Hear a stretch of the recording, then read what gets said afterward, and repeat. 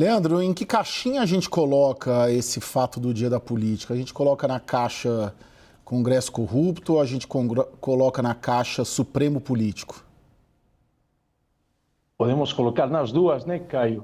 Eu te diria que o que surpreende um pouco aqui, em relação a essa decisão do ministro Gino, é o timing, considerando que estamos em plena pré-campanha, há 10 dias do início das convenções partidárias e há praticamente um mês do início da campanha eleitoral. E o segundo fato que chama a atenção é justamente apontar especificamente contra o PL. Vamos lembrar que o ministro Gino, ele já vem atuando nessa missão que ele tem relativa ao saneamento de recursos públicos, focado, neste caso, na transparência das emendas. Mas as ações dele até aqui, de alguma forma, a gente podia interpretar como sendo partidariamente transversais, sem apontar a nenhum partido específico. Agora, temos o PL, o partido do senador Flávio Bolsonaro, pré-candidato à presidência da República, e como alvo específico e principal, o presidente Valdemar da Costa Neto, uma das principais figuras políticas da República. Ora, Thaís, o fato da Procuradoria-Geral da República, o Paulo Gonet, ter sido contrário a essa decisão do Flávio Dino, ela já não coloca ali, não vou dizer uma mancha, não obrigatoriamente o Gonet teria que concordar e aceitar, mas você diz, dá a entender que ela talvez seja juridicamente também controversa ou questionável. Hoje eu ouvi o Gustavo Sampaio, que sempre está conosco aqui, jurista, professor de Direito Constitucional. Ele não vê fragilidade nessa negação. Ele acha que é comum acontecer, faz parte do processo.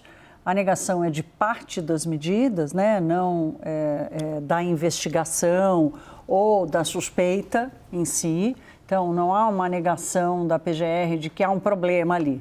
A negação da PGR foi para parte da medida tomada pelo Dino, mas reconhece-se, e aí não é o Gustavo, mas outras pessoas com quem eu conversei, reconhece-se neste ponto específico ali um bom argumento para a oposição reclamar da decisão de Flávio Dino, né?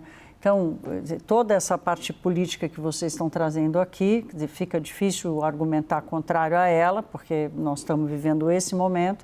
Então, é um debate entre a qualidade do mérito da suspeita, o quanto realmente é. Tem um ponto engraçado aqui, engraçado, se não fosse trágico, seria cômico, que é o fato, Caio, dessas investigações terem em comum a quantidade de informação que os celulares das pessoas envolvidas até hoje carregam. Né? Então, e eu ainda perguntei para o professor Gustavo Sampaio se essa quantidade de mensagens, qual é o tamanho probatório delas, porque, afinal de contas, às vezes uma troca de mensagem não necessariamente significa que a coisa se materializou.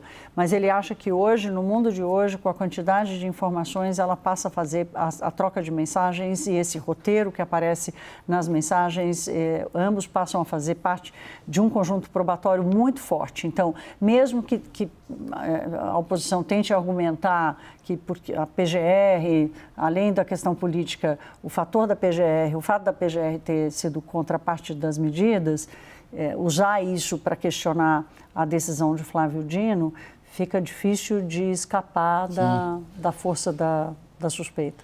Eu fico com a impressão, talvez, de que os argumentos que o Flávio Dino usa na decisão, ele, na verdade, ele se incomoda, e em outras decisões também vem nessa linha, com o critério que o Congresso usa, que é um critério político, de distribuição de emendas. Não estou nem entrando aqui na corrupção, que certamente ela existe, não estou falando neste caso, porque na decisão não há um fato concreto, ou alguma coisa ali, ou crime, ou a vantagem pessoal tomada pelo Valdemar.